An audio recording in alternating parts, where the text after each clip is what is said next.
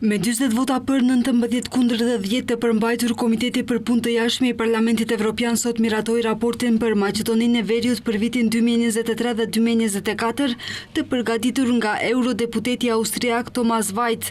Pas miratimit të dokumentit, Vajc përmes një reagimi me shkrim përshëndeti arritjen e konsensusit të gjerë për votimin e dokumentit.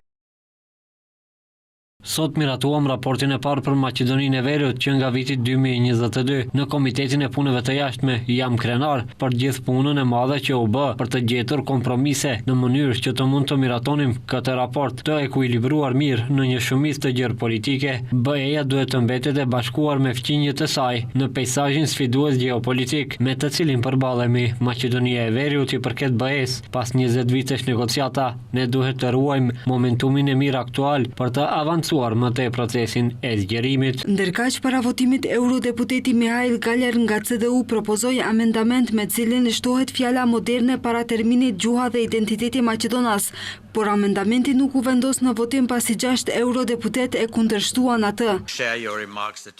Do të doja të informoja komitetin se kemi mirëkuptim me grupet e socialistëve dhe demokratëve të ripërthrirjes dhe të gjelbërtit që të propozohet një amendament i njëjtë në seancën plenare të Parlamentit Evropian. Nga ana tjetër, në fillim të mbledhjes, kryetari i komitetit i dënoi sulmet e eurodeputetëve bullgar ndaj raportuesit Thomas Vajc në lidhje me referencat me të cilat konfirmohet gjuha dhe identiteti Maqedonas. Dua të bëj të qartë se dënoj të gjitha sulmet personale ndaj raportuesit në javët e fundit me akuza për paragjykime dhe shkelje për shkak të kontakteve me zyrtar nga vendi kandidat. Kjo është e gabuar sepse është e nevojshme që raportuesi të dëgjojë qëndrimet e zyrtarëve shtetëror të vendit kandidat, që po vlerëson në mënyrë që të ketë të gjithë palët gjatë gjithë përgatitjes së raportit. Raporti për vendin do të miratohet përfundimisht në seancë plenare të Parlamentit Evropian në sesionin që do të mbahet prej 7 deri më 10 korrik.